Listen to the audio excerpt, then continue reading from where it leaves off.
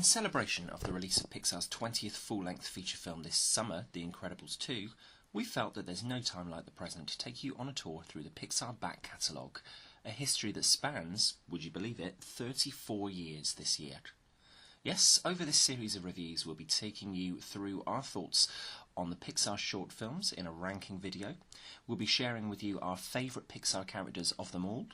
We'll be looking at the greatest ever Pixar moments, as well as looking beyond with anticipation for Pixar's upcoming releases, including 2019's Toy Story 4.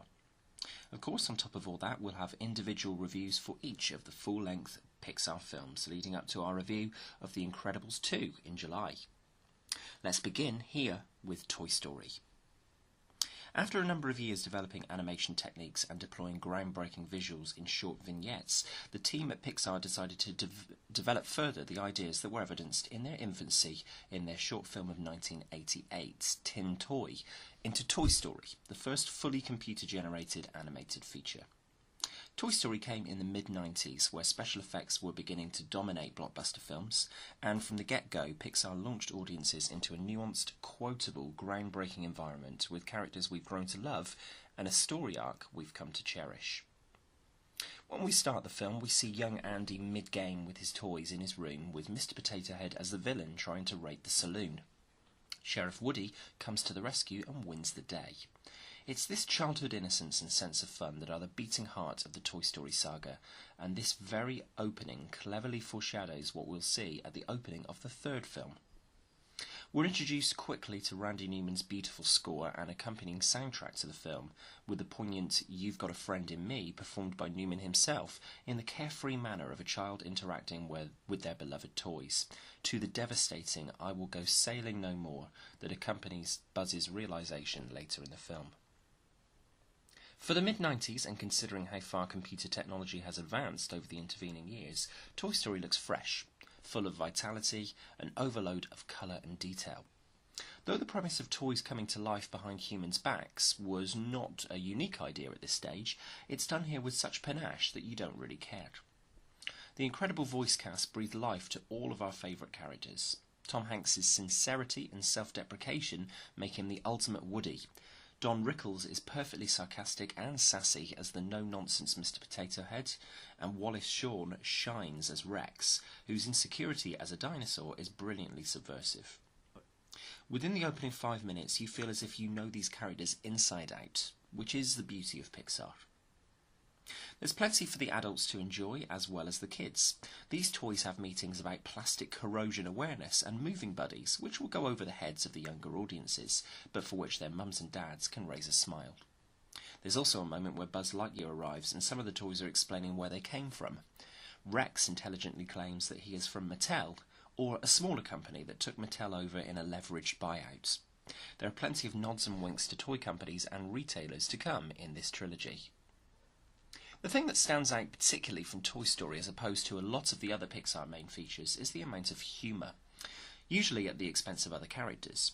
Slinky Dog is agreeing with everything Woody says at one point, and there's a blink-and-you'll-miss-it moment where Mr. Potato Head takes off his lips and smacks them on his ass. I think we all understand that one. These characters are all brilliantly self-aware.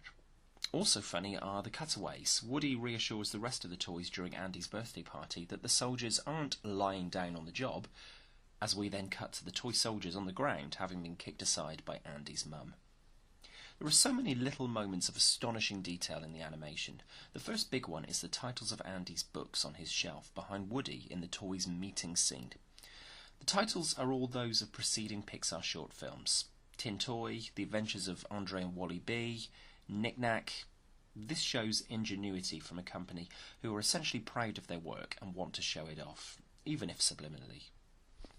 Our introduction to Tim Allen's Buzz Lightyear is arguably one of the best introductions in cinematic history. The build-up with the soldiers trying to report on Buzz from downstairs starts the scene with some tension, and it only increases as Woody gets cast aside by Andy to make room for Buzz in the big space on the bed.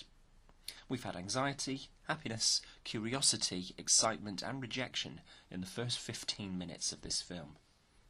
Buzz, a space ranger from the Gamma Quadrant, certainly makes an entrance, showing off his flying skills around Andy's room, which is followed by a classic Woody line that we'll hear again before the end of the film. That wasn't flying, that was falling with style.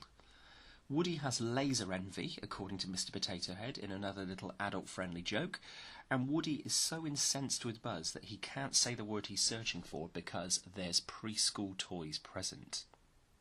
This first feature film from Pixar deals with a range of different emotions. Primary among those is the idea of fitting in. For Woody, he soon discovers he's no longer Andy's favourite. Buzz Lightyear has so many different features that he's the sparkly new attraction. Woody has to watch as posters of him are removed from Andy's walls, and even Andy's bedsheets change from cowboys to space rangers, culminating in the ultimate rejection. Woody loses his place beside Andy in Andy's bed and resigns himself to the toy box. The most hurtful of all for Woody is that Andy carved his name into Buzz's foot, and Woody's carving is already fading away. This montage alone demonstrates how Pixar understand that animation isn't just about flashy colours and characters, it's about relatable human emotions.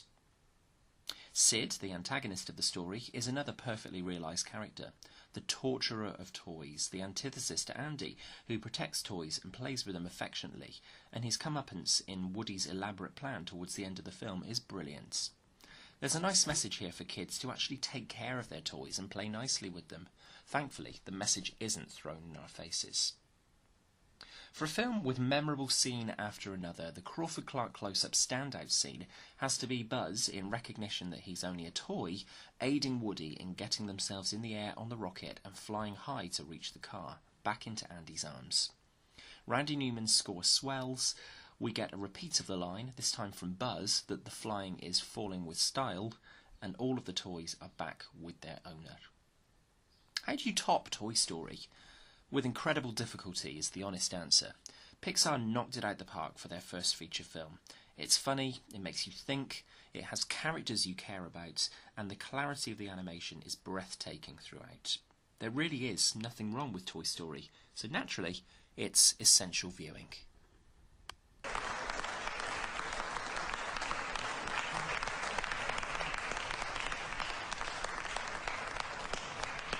So where does Toy Story sit for you in the Pixar canon? Do you agree with us that this is groundbreaking, innovative filmmaking that's rarely been bettered?